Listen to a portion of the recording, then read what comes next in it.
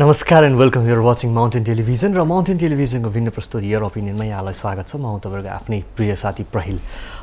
Your opinion हरेक हप्ता हामी तपाईँहरू माझ आउने गर्छौँ र रमाइलो कुराकानी गर्ने गर्छौँ। पर्दा पछाडिको सर्जकलाई पर्दा अगाडि ल्याउने हाम्रो प्रयास निरन्तर रूपमा जारी छ र यो जारी नै रहनेछ। हामीले आशा गरेको भनेको हाम्रो अपेक्षा भनेको यहाँले दिने माया हो, किनभने यहाँले दिने माया नै हाम्रो लागि सबभन्दा ठुलो उपलब्धि हुनेछ र हामी हरेक हप्ता हरेक साता गेस्टलाई निम्त्याउने गर्छौँ। पर्दा पछाडिको सर्जक जसलाई हामी गीतकार भन्छौँ, कहिले हामी सङ्गीतकारलाई निम्त्याउँछौँ र उहाँहरूसँग भलाकुसारी गर्छौँ र उहाँहरूबाट धेरै कुरा सिक्ने प्रयास पनि गर्छौँ। र आज पनि हामीसँग एकजना गेस्ट हामीसँग उपस्थित भइसक्नु भएको छ। निकै हिट दिइसक्नु भएको छ भने उहाँले यस्ता धेरै प्रतियोगिताहरूमा आफ्नो गीतको क्षमताबाट आफूलाई अब्बल साबित गरिसक्नु भएको छ। Let me introduce the guest of today's episode, Mahesh Acharya sir. नमस्ते। नमस्ते प्रहिलजी। अनि माउन्टेन टेलिभिजनको पर्दामा म गीतकार महेश आचार्यलाई हेरिरहनु भने सबै तमाम दर्शकहरूलाई नमस्कार। यति बेला निकै कठिन परिस्थितिमा छौँ हामी, सबैजना सुरक्षित हुनुहुन्छ भन्ने आश पनि गर्दछु। त्यही त हामी परिस्थितिबाट जाउँ होइन, लकडाउनको फेरि लकडाउनको अवस्था छ। हामी अहिले भनौँ न अब यस्तो कोभिड-19सँग हामी जुधिरहेको अवस्था छ, लकडाउनको अवस्था पनि छ, हामी डराइरहेको पनि छौँ होइन, बाटोमा कसैलाई भेट्न हिँडुल गर्न डराइरहेको अवस्था पनि छ। र साङ्गीतिक क्षेत्रलाई हेर्ने हो भने त के हदसम्म त आजभन्दा 5-6 महिना अगाडिमा जुन एउटा पेजमा गइरहेको थियो त्यो अलिकति स्टप पनि भइसकेको छ। कस्तो देख्नुहुन्छ अबको भविष्य, साङ्गीतिक क्षेत्रको भविष्य? अरू धेरै पेसा व्यवसायहरू जस्तै साङ्गीतिक क्षेत्रको भविष्य पनि निकै नै कठिन अवस्थामा छ। साँच्चै नै भन्नुपर्दाखेरि यति बेला साङ्गीतिक क्षेत्रका श्रमजीवीहरूको अवस्था पनि निकै कठिन छ। र तपाईँले सोध्नुभएको प्रश्नमा आधारित भएर उत्तर दिनुपर्दा चाहिँ अब यो लकडाउन पछिको अवस्था साँच्चै नै भन्यो भने विश्व अर्थतन्त्रमा नै एउटा गिरावट अन्यलको अवस्था छ। तर पनि नेपाली साङ्गीतिक बजारको अवस्था हेर्ने हो भने चाहिँ सर्जकहरूले आफ्ना सिर्जनाहरू निरन्तर बजारमा ल्याइरहनु भएको देखिन्छ भने अब यसमा चाहिँ त्यत्रो धेरै शिथिलता आउला जस्तो मलाई लाग्दैन। र मलाई पर्सनली सोध्नु मन लागेको, यहाँ गीतकार, हजुर म गीतकारको लागि त यो समय हामीले यसरी हेर्ने हो भने त एउटा सिर्जना गर्नलाई त एकदमै उत्कृष्ट समय पनि भन्न सक्छौँ नि त, किनभने हामी कम्प्लिटली अरू कुराहरूबाट अलिकति मेन्टली हामी फ्री पनि छौँ र शान्त पनि छ। हामी हरेक कुरालाई एउटा दिमागलाई एकीकृत बनाएर हामी काम गर्न सक्ने अवस्था त धेरैजना गीतकारहरूले चाहिँ मलाई यो पनि भन्नुभएको छ, हाम्रो लागि त सिर्जना गर्नलाई त निकै राम्रो अवसर पनि हो। तर यो सिर्जना गर्ने समय पनि धेरै भइसक्यो, किनभने 5-6 महिनाको लकडाउनले गर्दाखेरि झन्डै अब हामी चैतदेखि लकडाउनको अवस्थामा छौँ र फेरि केही समय खोलेर फेरि हामी अहिले लकडाउनको अवस्थामा छौँ। यो सिर्जना त भयो, तर सिर्जना चाहिँ देखाउने अवस्था, जुन एउटा सिर्जनालाई हामी जुन बजारमा ल्याउँछौँ त्यो अवस्था चाहिँ अझसम्म नभएको अवस्थामा यहाँले चाहिँ यो अवधिमा कसरी आफ्नो समयलाई युटिलाइज गर्नु? अब यो म चाहिँ के भन्छु भने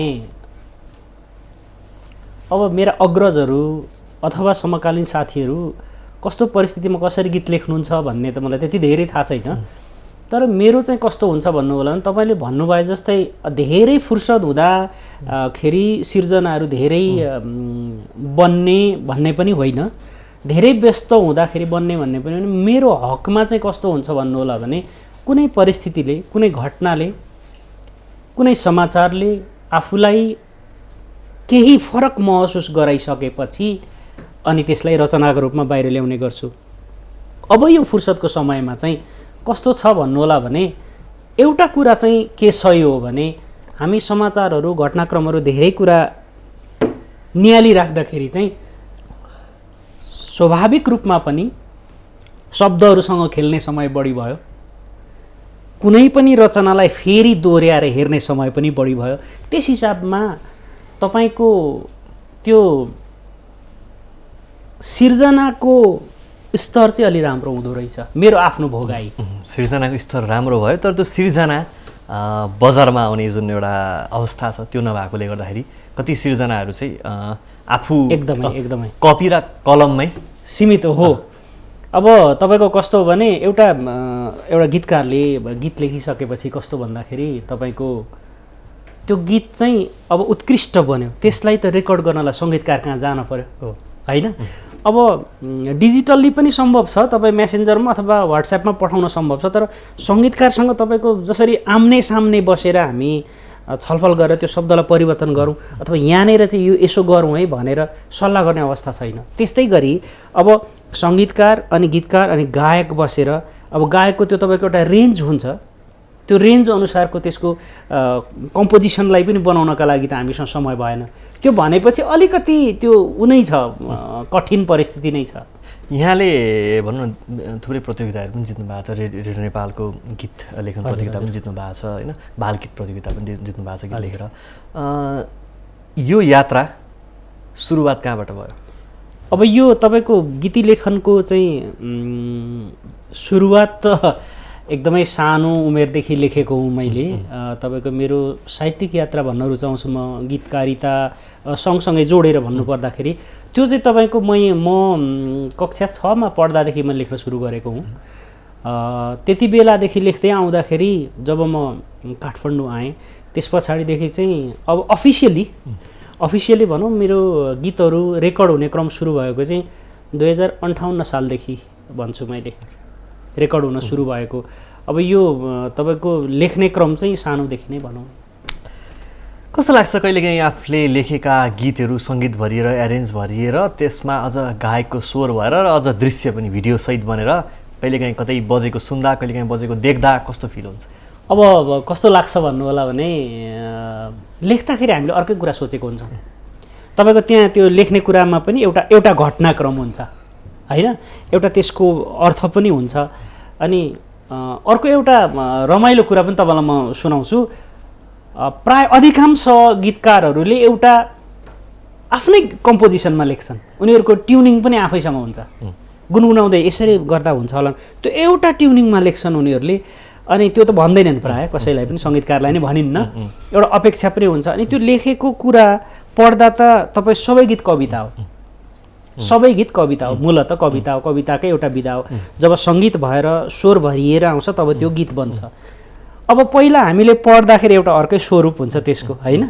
अब त्यो पढिसकेपछि त्यसलाई सङ्गीतकारज्यूले एउटा धुन राख्नुहुन्छ त्यहाँभित्र, अनि त्यो धुन राखेपछि त्यसलाई चाहिँ तपाईँको गुनगुनाउन मिल्ने बन्यो। अब त्यस पछाडि अब एरेन्जर सङ्गीत संयोजकले विभिन्न बाजाहरूलाई त्यहाँ चाहिँ जोडेर एउटा ट्र्याक बनाउनुहुन्छ। अब त्यो ट्र्याक बनिसकेपछि गायक अथवा गायिकाज्यूले त्यसमा स्वर भर्नुहुन्छ, अनि त्यो जिउँदो भएर उभिन्छ।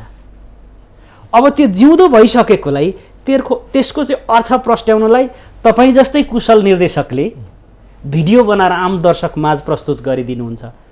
अब त्यति बेला जब म एउटा गीतकारको रूपमा त्यहाँ हेरिरहन्छु, साँच्चै भन्नुपर्दा चाहिँ हाम्रो आँखा रसाउँछ। आहा, मेरो सन्तान, एउटा सिर्जना त एउटा सन्तान हो होइन, यत्रो भयो आज, यति धेरै मान्छेहरूले माया गर्ने बन्यो आज भनेर हामी एउटा त्यो खुसीले, एउटा भावुकताले आँखा रसाउँछ भन्छु म चाहिँ। र त्यो आँखा रसाउँछ भन्नुभयो यहाँले आफ्नो सन्तान बनेको देख्दा भनौँ न, एउटा सप्रिएको भनौँ, अडियो र भिडियो भएर आइसक्दाखेरि त्यसलाई सप्रिएको भनौँ हो। तर कहिलेकाहीँ सन्तान भन्नुभयो आफूले, तर त्यसको जुन सन्तानको जो तपाईँ अभिभावक हुनुभयो हो, त्यो गीतको अभिभावक गीतकार हुन्छ। कहिलेकाहीँ गीतको अभिभावक केही पहिचान नभएको देख्दा, नभएको सुन्दा र आफूले भोग्दा कस्तो महसुस हुन्छ? अब कतिपय हिसाबमा मलाई कस्तो पनि लाग्छ भने मेरा तमाम अग्रजहरू पनि सुन्दै हेर्दै हुनुहुन्छ यति बेला, हामी प्रत्यक्ष कुरा गरिरहेछौँ। हाम्रो देश यति धेरै धनी छ, तपाईँको चाहिँ विभिन्न हिसाब, सांस्कृतिक हिसाबमा हामी यति धनी छौँ, साङ्गीतिक हिसाबमा पनि हामी यति धेरै धनी छौँ। तर एउटा सिर्जनामा धेरैजना जोडिन्छन्, हेर्नु होला, गीतकार सुरुमा, त्यस पछाडि चाहिँ सङ्गीतकार, त्यस पछाडि सङ्गीत संयोजक, त्यस पछाडि वाद्यवादक, त्यस पछाडि गायक, सँगसँगै रेकर्डिस्ट, अनि त्यस पछाडि चाहिँ मिक्सिङ मास्टरिङ गर्ने मान्छे, त्यसपछि अब भिडियोमा गएपछि निर्देशक अनि कलाकारहरूपट्टि पुगौँ। तर मूलत सुरुमा एउटा यो सिर्जनालाई हामी सबैको लागि सुन्न हेर्न मिल्ने बनाउने गीतकार, साँच्चै भन्नुपर्दाखेरि रेडियो टेलिभिजनमा इन्टरभ्यू ध्यान दिएर सुन्यो भने मात्रै थाहा हुन्छ यो फलानाले लेखेको गीत रहेछ, होइन भने त एउटा विडम्बना भन्छु मैले चाहिँ, दर्शकहरूलाई पनि एउटा विडम्बना नै भन्छु। के छ भन्नु होला भने सिधै हामी सबैले गायकको गीत, मानौ न तपाईँलाई मैले गायक भनेर प्रहेलको गीत होइन, त्यहाँ गीतकार प्राय हामी कसैले पनि चिन्दैनौँ, अनि अलिकति लेख्ने, अलिकति त्यसको गहिराइमा पुग्न खोजेर कसले लेखेको रहेछ भनेर बल्ल बल्ल बल्ल अब त्यो विडम्बना चाहिँ हामी सबै गीतकारहरूलाई दुख्छ। अब यहाँ हुन त अहिले हामी त्यो आर्थिक पाटोतिर पनि आउँला, तर यो त सुरुमै तपाईँको नामकै कुरामा बडो कन्जुस्याइ, फलानुले लेख्नु भएको भनेर तपाईँहरू जस्तै हुन त यो हाम्रो तपाईँले अघि सुरुमा भन्नुभयो एउटा सिर्जनाको पर्दा पछाडि रहनुभएका मान्छेहरूलाई अगाडि ल्याउने एउटा प्रयास, सम्मान। साँच्चै भन्नुपर्दाखेरि त्यो सबै कुरा थाहा पाएर पनि मैले यो विषम परिस्थितिमा पनि एउटा अन्तर्वार्ता दिनलाई रुचि राखेको हुँ। हामी कहाँ मूलत नामै छैन। नाम लिनलाई रेडियो कर्मीहरू, टेलिभिजन कर्मीहरू, युट्युबर साथीहरू, अनलाइन कर्मीहरू सबैजनाले लेखकलाई अथवा गीतकारलाई नाम लिएर यो चाहिँ उहाँले लेख्नुभएको यस्तो हो भन्ने किसिमको चर्चा परिचर्चा पनि कम, र एकदमै आदरणीय श्रोता दर्शकहरूले पनि लेख्ने मान्छेको नाम चाहिँ अलिक कमै खोज्नु भएको हो कि जस्तो मलाई लाग्छ। कहिलेकाहीँ महसुस भएको छ आफूले कोरेको गीतहरू हिट भएर स्टेजमा आफ्नै प्यारो सिङ्गरहरूले गीत गाउँदै गर्दा त्यो श्रेय नदिएको अवस्थाहरू पनि कतिको भोग्नु भएको छ, देख्नु भएको छ या सुन्नु भएको छ? त्यो ठ्याक्कै मेरै गीतमा चाहिँ मैले भोगेको छैन, अरूको चाहिँ देखेको छु। किन भन्नु होला भने एकदमै अनेस्टली स्पिकिङ म त्यो फेरि तपाईँको त्यो हिट लिरिसिस्टपट्टि त्यतापट्टिको कित्तामा म छैन।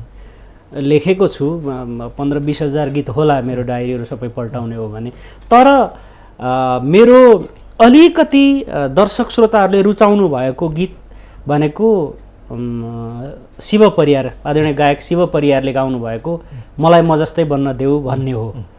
अब उहाँको बानी चाहिँ तपाईँको के छ भन्नु होला भने सुरुमै उहाँले गीतकारको नाम लिनुहुन्छ स्टेज चढेपछि।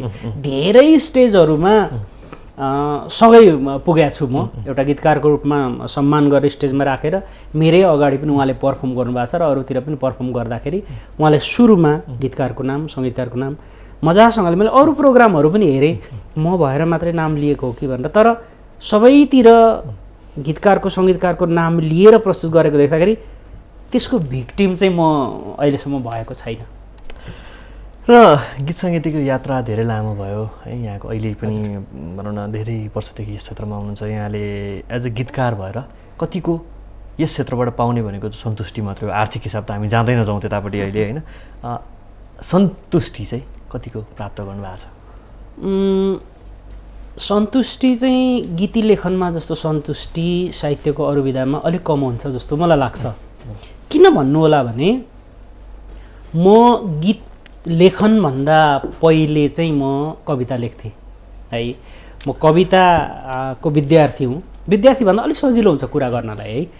अनि त्यस पछाडि म कथा पछाडि निबन्ध अनि बल्ल गीतमा आएको।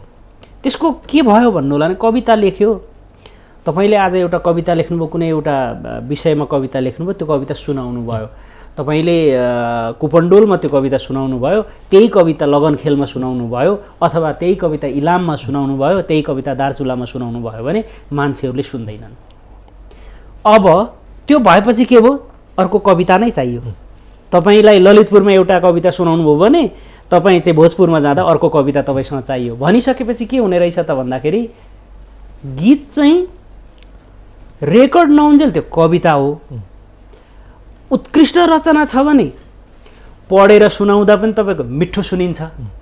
अब यहाँ त धेरै रचनाहरू त सङ्गीतकै भरमा हिट भएको छ नि, लेखेर पढ्ने हुन्छ त्यता केही पनि छैन होइन। त्यस कारणले गीत चाहिँ सधैँ सधैँलाई अमर भयो। अब तपाईँले लेख्नुभएको शब्द सङ्गीत भएर आयो, अनि एकचोटि दुईचोटि होइन, धेरैचोटि सुन्न मिल्यो नि त। एकचोटि सङ्गीतलाई फोकस गरेर तपाईँले सुन्न सक्नुहुन्छ, अर्कोचोटि तपाईँले रचनाको गर्भभित्र छिरेर सुन्न सक्नुहुने भयो। एउटा भनाइ नै छ नि, जब तपाईँ खुसी हुनुहुन्छ तपाईँले सङ्गीतको आनन्द लिनुहुन्छ, जब तपाईँ दुःखी हुनुहुन्छ तपाईँ शब्दभित्रको गहिराइमा पुग्नुहुन्छ। गीतको धेरै ठुलो एउटा चाहिँ क्षेत्र पनि छ, र गीत लेखनमा जस्तो सन्तुष्टि हुन त होला, अग्रजहरू हुनुहुन्छ, समकालीन साथीहरू हुनुहुन्छ, अरू विधामा पनि जमेर जानुभएको छ, तर यो चाहिँ तुरुन्तै प्रतिक्रिया आउँछ। तपाईँले आज लेख्नुभयो, त्यो रेकर्ड भयो, अनि अहिले त अब अलिकति सुन्नेभन्दा नि हेर्ने गीतपट्टि गयौँ हामी। हेर्ने गीतहरू बजारमा आइरहेको छन्, हेर्ने, त्यसलाई दृश्य बनाएर चाहिँ प्रस्तुत गरिसकेपछि त्यसलाई हेर्ने, त्यसलाई मूल्याङ्कन गर्ने भनिसकेपछि के हुने भयो त भन्दा हेरेर प्रतिक्रिया दिने। अब यहाँ त तपाईँको शब्दको भन्दा पनि ओहो ल त्यसमा पल्सा यस्तो नाच्नु भयो, अथवा दुर्गेश थापाले यस्तो एक्सन देखाउनु भयो, अथवा कुनै केही भन्, यसरी हेर्दाखेरि के भयो त भन्दा त्यो आनन्द, त्यसको आनन्द लिन पऱ्यो। त्यो आनन्द छुट्टै छ आइसकेपछि चाहिँ। अब अरूमा त तपाईँको मैले अघि भने कवितामा त त्यस्तो आनन्द के हुन्छ। र आर्थिक कुरा अघि छुँदै नछौँ, त्यसमा त झनै हामी पीडित छु भइसक्नु भएको छ। होइन, त्यो कुरा गर्न मिल्छ, किनभने कतिपय साथीहरूले, दर्शक श्रोताहरूले के रहेछ त गीत लेखेर नेपालमा भन्ने सुन्न पनि चाहनु भएको हुनसक्छ। त्यो विषयमा पनि बोल्नै नमिल्ने भन्दा पनि विडम्बना एकातिर होला, हाम्रो आफ्नो स्रष्टा सर्जकको पीडा आफ्नो ठाउँमा होला। सिधा भाषामा भन्दाखेरि आर्थिक अवस्थामा स्रष्टाको अवस्था कस्तो छ नेपालमा? सिर्जना गर्ने एउटा गीतकार मैले बुझेँ, गीत लेख्ने मान्छे, दर्शकले बुझ्ने भाषामा भन्दाखेरि गीत लेख्ने मान्छेको वर्तमान अवस्था के छ भने, अब आम मानिसले प्रयोग गर्ने भाषामा भन्दाखेरि भाइरल भएको अथवा हिट भएको 8-10 जनादेखि बाहेकले भनेको पैसा पाउने अवस्था लगभग छैन। बुझ्नु भएन? एउटा गीतकार अथवा गीत लेख्ने मान्छे पैसा पाउने अवस्थासम्म पुग्नका लागि कम्तीमा 10 वर्ष, नेपालको हकमा कम्तीमा 10 वर्ष स्थापित गायकहरूसँग काम गरिसकेपछि, अथवा आम मानिस तपाईँ हाम्रो भाषामा हिट भइसकेपछि। अब हिट के कुरालाई हिट मान्ने नमान्ने ती कुराहरू आफ्नो ठाउँमा होलान्, तर हिट भइसकेपछि बल्ल यसो खाममा, अब अमाउन्ट नसोध्नुहोस् है यहाँ फेरि, यसो खाममा आउन थाल्ने अवस्था सुरु हुने रहेछ। तर लेख्नुको आनन्द र लेखेको कुरालाई एउटा गायकले प्रस्तुत गरिसके पछाडि आउने आनन्द चाहिँ फेरि त्यो खामभित्रको भन्दा ठुलो हुन्छ एउटा गीतकारको रूपमा। अब त्यसैलाई हामीले मानेर हाँसी खुसी बाँचेकै छौँ। म खाम मोटो थियो कि पातलो थियो अवश्य म सोध्दिनँ। मेरो अर्को प्रश्न, जस्तै यहाँ हामी देख्न सक्छौँ धेरैजना गीतकारहरूले, अलिकति अर्को भाषामा भन्ने हो भने त धेरै प्रतिशत त गीतकारहरूले थामेको इन्डस्ट्री हो, म्युजिक इन्डस्ट्री। लगानी गर्नुहुन्छ उहाँले, अडियोदेखि भिडियोसम्म, र गीत बनाइदिनुहुन्छ। यो अवस्थामा गीतकारले धानेको इन्डस्ट्रीमा अझै पनि गीतकारले भनौँ न नामको हिसाबमा चाहिँ न्याय नपाएको देख्दा, किनभने जुन एउटा ब्रान्ड हुनुपर्छ, जस्तै गीत हिट भइसक्दाखेरि जसरी हामी सिङ्गरलाई चिन्छौँ, त्यो गीतमा अभिनय गर्ने मोडललाई समेत चिनिसक्दाखेरि पनि त्यो गीतको सर्जकलाई हामी कहिलेकाहीँ बिर्सिरहेको अवस्था हुन्छ। यो अवस्थामा हामीले आफ्नो ठाउँबाट गर्नुपर्ने जिम्मेवारी एज अ भनौँ न एज अ सिङ्गर भएर हुनसक्छ, एज अ मोडल भएर हुनसक्छ, एज अ गीतको एउटा त्यो गीतको कुनै पाटोको एउटा मान्छे भएर हामीले गर्नुपर्ने हाम्रो जिम्मेवारी के हुन्छ? अब तपाईँको यो अत्यन्त गम्भीर प्रश्न हो। हुन त हाम्रो दर्शकहरूलाई अलिक बोर पनि लागिसक्यो होला, गीत बजाउनु नि कुराकानी कति धेरै भन्ने पनि लागिसक्यो होला। त माफी चाहन्छु, आज अलिकति कुराकै विषयमा छौँ हामी, यो गीतकारिताको विषयमा। अब के छ भन्नु होला भने, अहिलेको अवस्था ठ्याक्कै चाहिँ धेरैभन्दा धेरै गीतहरूको प्रोड्युसर गीतकार हुनुहुन्छ, त्यसलाई खर्च गरेर बजारमा ल्याउने भनेर हामी चिनौँ अहिलेलाई चाहिँ।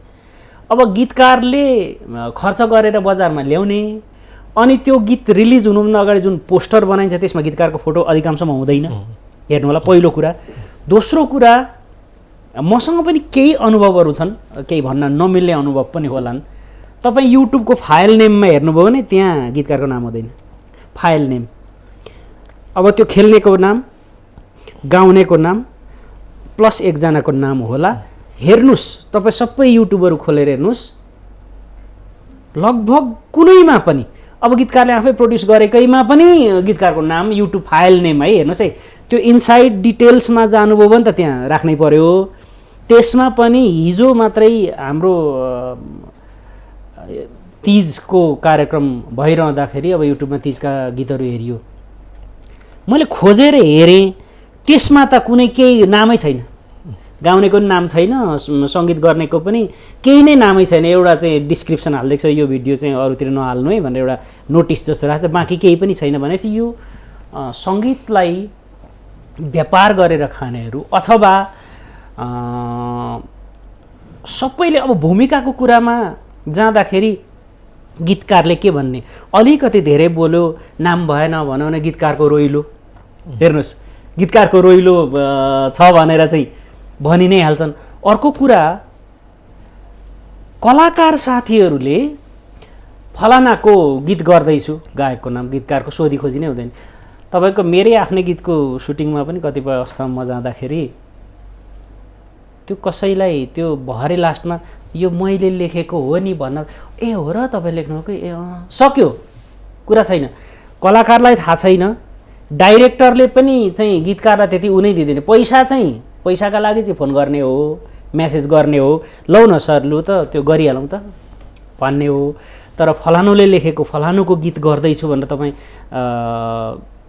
इफ यु डोन्ट माइन्ड, तपाईँ आफै पनि एउटा एकदमै कुशल डाइरेक्टर हुनुहुन्छ होइन, तपाईँले तपाईँको न्युजमा अथवा चाहिँ स्टेटसमा म फलानु गीतकारको गीत गर्दैछु लेख्ने गर्नुभएको होला, अपेक्षा गर्छु, तर यो एउटा समस्या हो, यसलाई करेक्सन गर्नुपर्छ, जान्ने मान्छेले भन्नुपर्छ। हामी सबैलाई माया गरौँ न। म एउटा गीतकार हुनुको नाताले म डाइरेक्टरलाई पनि माया गर्छु, कलाकारलाई पनि माया गर्छु, गायकलाई पनि माया गर्छु। यो प्रश्नको जवाब चाहिँ मैले दिन चाहेँ होइन।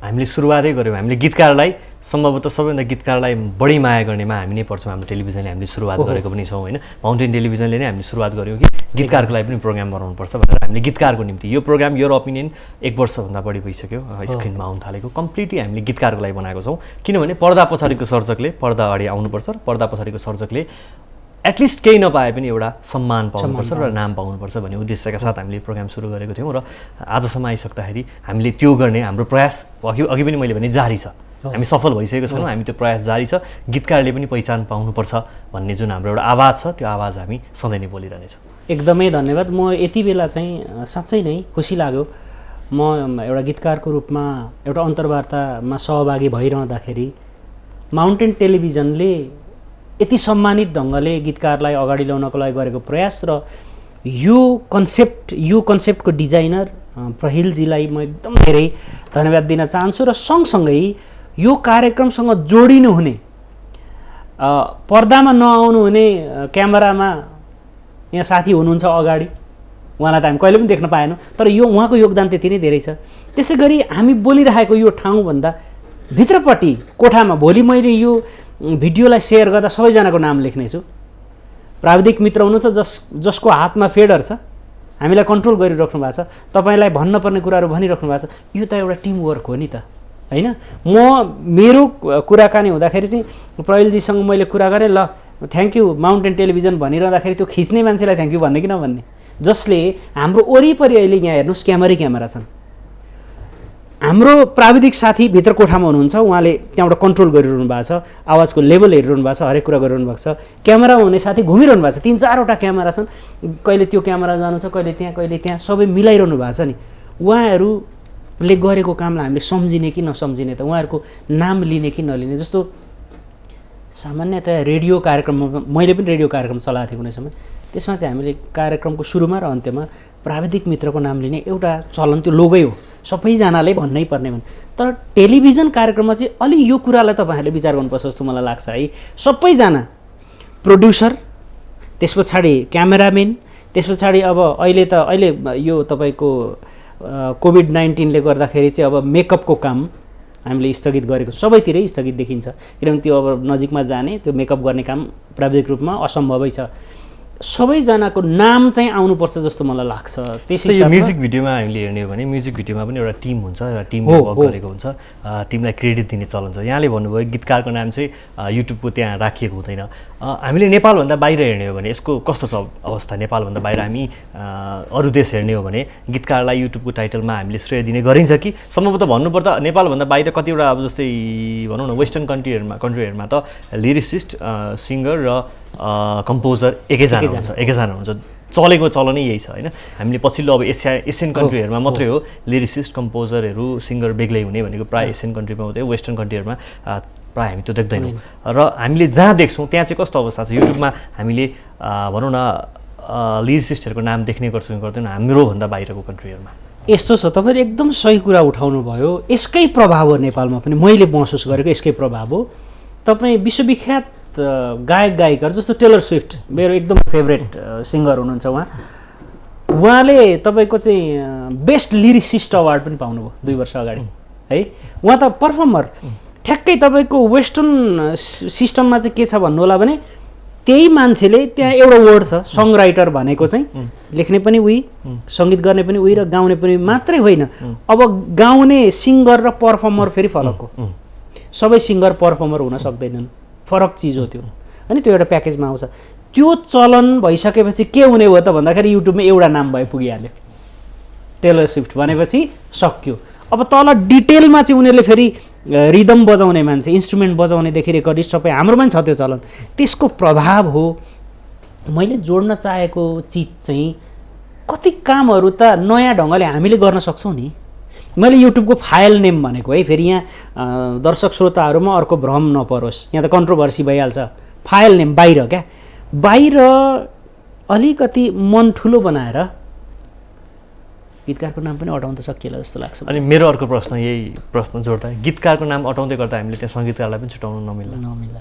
अनि सङ्गीतकारलाई हटाउँदै गर्दा हामीले एरेन्जरलाई पनि छुटाउन नमिल्ला त्यो अवस्थामा अलिकति सम्भव नहोला पनि प्राविधिक रूपमा हामीले त्यो सम्भव त्यतापट्टि नगएर तर हामीले एउटा भनौँ न कुनै कुरालाई हामीले बोल्ने नै हो भने हामीले बोल्नु चाहिँ कहाँ पर्छ भने गीतकारले कुनै कुरामा लगानी गर्नुहुन्छ या गीतकारले केही सिर्जना गर्नुहुन्छ भने त्यो सिर्जनाको सम्मान चाहिँ पाउनुपर्छ एकदमै सही कुरा जस्तो तपाईँले भनेको त्यो मैले के भन्न खोजेको भने मैले गीतकारको ठाउँबाट बोलेको हो जस्तो यो एरेन्जरको नाम अनि रिदम बजाउनेको नाम पनि युट्युब फाइलको डिटेलमा राख्नुपर्छ भनेर चलन आएको धेरै भएको छ नेपालमा 2 वर्ष जस्तो भयो होला जस्तो लाग्छ मलाई जस्तो मैले प्रड्युस गर्ने प्रोजेक्टहरूमा चाहिँ मैले सबै रिदम बजाउनेदेखि इफेक्ट चलाउने रेकर्ड सबैको नाम राख्छु मैले म जस्तै धेरैजनाले जसले प्रड्युस गर्नुहुन्छ उहाँहरूले पनि यो राख्ने चलन चाहिँ आयो अब युट्युब फाइलमै त अब सबैजनाको नाम अटाउन असम्भव हुन्छ भन्ने कुरा सही हो तर मैले गीतकारको ठाउँबाट चाहिँ मूल सर्जक गीतकार हो हामीले यो कुरा प्रष्टसँग के बुझ्नुपर्छ भने गीतकार जननी हो आमा हो धरती हो गीतको उसको सन्तान हो गीत है मैले अरूको होइन भन्न खोजेको होइन फेरि यहाँ प्रश्न पार्न चाहन्छु सबैजनाको टिमवर्क हो तर मूल स्रष्टा त एकजना हो फेरि उसले तपाईँ एउटा आमा भए संसारको खुसी चाहिँदैन भन्ने मेरो एउटा गीत छ मिलन अमात्यले गाउनु भएको सागर गौतमले सङ्गीत गर्नुभएको त्यहाँ चाहिँ मेरो साथीहरूले कोही कोही बेला जिस्काउनुहुन्थ्यो के मलाई रमाइलो ठट्टा गर्दाखेरि चाहिँ आमा भए संसारको खुसी चाहिँदैन भनेर लेखिदिएको छ र पो राम्रो भयो त सासु आमा भए संसारको खुसी चाहिँदैन लेखिदिएको हुन्थ्यो र भन्नु मैले भन्न खोजेको किन गीतकार मूल स्रष्टा हो गीतकारलाई अटाउन युट्युब फाइलमा पनि अटाउन भन्ने आग्रह हो त्यो हुँदै आएको छ तपाईँको अहिले अलिकति सङ्ख्यात्मक रूपमा बजारमा धेरै गीत आउनेहरूको हेर्नु होला माथि फाइल नेममै गीतकारको नाम मैले आफूले प्रड्युस गरेकोमा त मैले राख्ने नै भएँ तर त्यो राख्ने चलन आइसकेको छ यसलाई हामीले के भन्ने एउटा चाहिँ आशाको किरण भन्न सक्छौँ होइन धेरै राम्रो हुँदैछ अब हामीले त्यत्रो धेरै चिन्ता गर्नुपर्छ जस्तो मलाई लाग्दैन किनभने यहाँ त दर्शक श्रोता नै चाहिँ तपाईँको चाहिँ अल्टिमेट जज दर्शक श्रोताले रुचाइदिएपछि न प्रहेलजीले भनेको कुरा हुने भयो न महेश आचार्यले भनेको कुरा हुने भयो यहाँ होइन त्यो नै अन्तिम निर्णय हुने भयो भनेपछि अब दर्शक श्रोतालाई डोर्याउने के तपाईँ हामीले हो फेरि कसरी दिने त्यो चिजहरूलाई चेतना के हो त भिडियोहरूमा पनि अगाडि अलिकति बोलेर राख्ने चलनहरू आइसक्यो तपाईँको एउटा प्रसङ्ग अलिकति बढी बोलेँ कि जस्तो पनि लागिरहेको छ धेरै बेर भयो है मैले एउटा कुरा मैले महसुस गरेको कुरा आदरणीय रत्न शमशेर थापा अमर स्रष्टा रत्न शमशेर थापा उहाँलाई चाहिँ म आदर्श मान्छु गीत लेखनको उहाँको एउटा मुक्तक रेकर्ड भयो नेपालमा कुल्चिँडा हाँसी हाँसी यो छाती तिम्रे बाटो हो राजेश पायलज्यूले गाउनुभयो यसलाई सङ्गीत हरि लम्सालले गर्नुभयो र सुरुमा यो मुक्तकलाई हाम्रो आदरणीय महानायक राय समालले पढ्नु भएको छ वाचन गर्नुभएको छ क्या अनि रत्नदाईसँग म बस्दाखेरि उहाँले धेरै पटक के भन्नुहुन्थ्यो नि महेश त्यो गीत मैले पढेको भए म यसरी पढ्थेँ त्यहाँभित्र त्यो एउटा अपेक्षा सधैँ रहिरहने मैले भन्न खोजेको कुरा के हो भने कतिपय सिर्जनाको बारेमा पनि थोरै बोल्ने कुरा अथवा तपाईँको मेकिङमा राख्दा अथवा के गर्दाखेरि त्यो भिडियो पछि पनि जोडेर राख्न मिल्यो नि त युट्युबमा त लेन्थ छैन त्यसले एउटा अवेरनेसको काम त गर्यो किनभने कुनै पनि गीत 1 करोड भ्युज क्रस गर्ने बित्तिकै मान्छेले त्यसको हरेक चिज खोजेर हेर्न थाल्छ अथवा 5 लाख क्रस गरेपछि हेर्छ एरेन्ज कसले गरेको रहेछ मेकअप कसले गरेको रहेछ यसमा त्यो स्टन्टको काम कसले गरेको रहेछ यसमा त्यो तपाईँको चाहिँ क्यामेरा बोक्ने प्राविधिक को हुनुपर्छ, सबै कुरा हेर्न थाल्छ भनेपछि त्यहाँनिर त्यति बेला तल तपाईँले सानो एउटा भिडियो बनाएर गीतको बारेमा बोलेर पनि जोडिदिनुहोस्, नयाँ चिज पनि हुने भयो। यो गीत चाहिँ यस्तो यस्तो हो, दर्शकहरूलाई म यो भन्न चाहन्छु भनेर एज अ डाइरेक्टर तपाईँले बोलिदिनु भयो, नयाँ चलनको सुरुवात पनि हुने भयो होइन।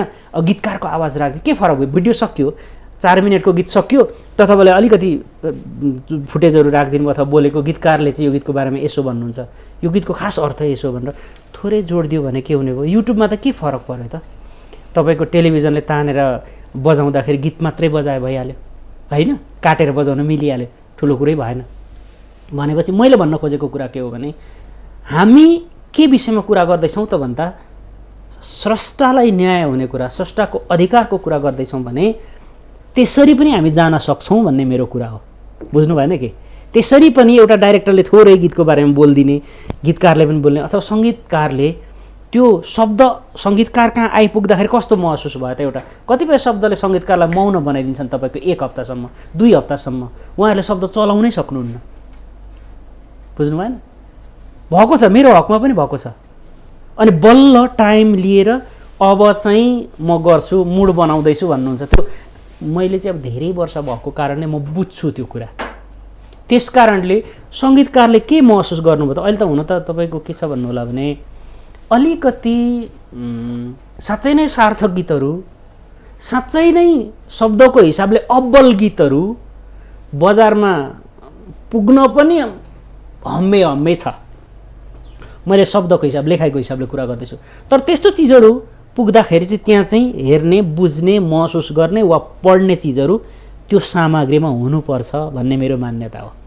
ठिक छ, सुरुमा जसरी हामी गइरहेको छौँ त्यो अहिलेको धार ठिकै छ, तर त्यसमा जोडेर त्यो गीतको बारेमा सङ्गीतकारले के भन्नुहुन्छ थोरै थोरै 30 सेकेन्ड 20 सेकेन्डको 15 सेकेन्डको गीतकारले के बोल्नुहुन्छ यस्तो चिजहरू जोड्ने हामी चलन निकालौँ, जसले गर्दाखेरि एउटा सिर्जना साँच्चै नै अमर हुन्छ र त्यो सँगसँगै त्यो सिर्जनाको एउटा सक्कली हकदार सँगसँगै मूल सर्जक, यहाँ मूल सर्जक अनि समूह भन्छौँ हामीले लाई पनि केही न केही त राहत हुन्छ। किनभने सर्जक भनेको लेख्ने मान्छे कस्तो हो भने त्यो सिर्जनाको क्षेत्रलाई नै नेतृत्व गरेर डोर्याउने मान्छे हो। त्यस कारणले सबैभन्दा धेरै चुनौती त गीतकारलाई छ होइन। अब यस्तो खालको चल्ने लेखिदिनुहोस् भनेको हुन्छ, चित्त बुझ्दैन आफूलाई होइन। अहिले त शब्दको हिसाबले तपाईँले अब यो लेख्ने साथीहरूलाई अलिकति माफ पनि माग्दै म के भन्छु भने गीत लेखेको छ त्यसलाई कपीमा सारेर पढ्यो भने के लेखे, गीत लेखनको मापन हुन्छ कि हुँदैन? गीत लेखनको सिद्धान्त कुनै निकाय छ कि छैन मापन? निकाय चाहिँ छैन। अब गीतकार सङ्घ नेपाल जसको म आजीवन सदस्य पनि छु, तर त्यसभित्र जस्तो प्राविधिक भाषामा गीतको मिटर हुन्छ, गीतको अर्थ हुन्छ, गीतको फर्म्याट हुन्छ, गीतको चाहिँ प्रकार हुन्छ है, त्यो एक ठाउँमा छ, धेरैजनाले त्यसलाई फलो गरिएको छ।